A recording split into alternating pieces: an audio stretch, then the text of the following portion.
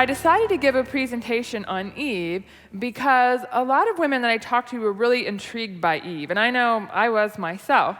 I'll have to admit, though, that I had a lot of preconceived notions about Eve.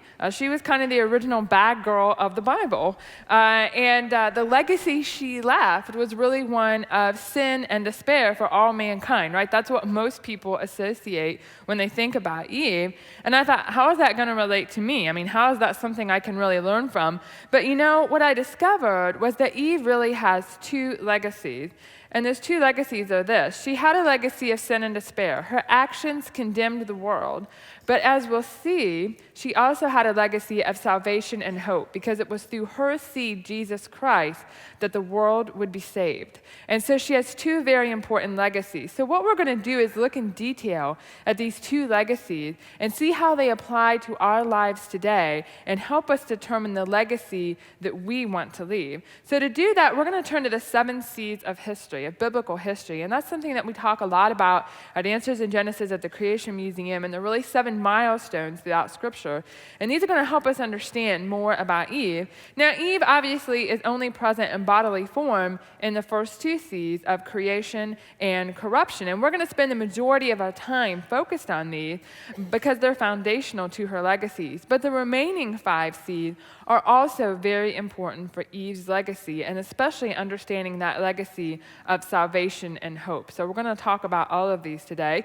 And we're going to begin with the very first seed, which is creation. And we know from Scripture that God created both man and woman, both Adam and Eve, on the 6th day of creation. After he created the land animals, he created Adam and Eve. And again, we know that from Scripture. Then God said, "Let us make man in our image, according to our likeness. Let them have dominion over the fish of the sea, over the birds of the air, and over the cattle, over all the earth, and over every creeping thing that creeps on the earth." So God created man in his own image. In the image of God, he created him. Male and female, he created them. So it's very clear from Scripture that both Adam and Eve, both male and female, were made on the same day.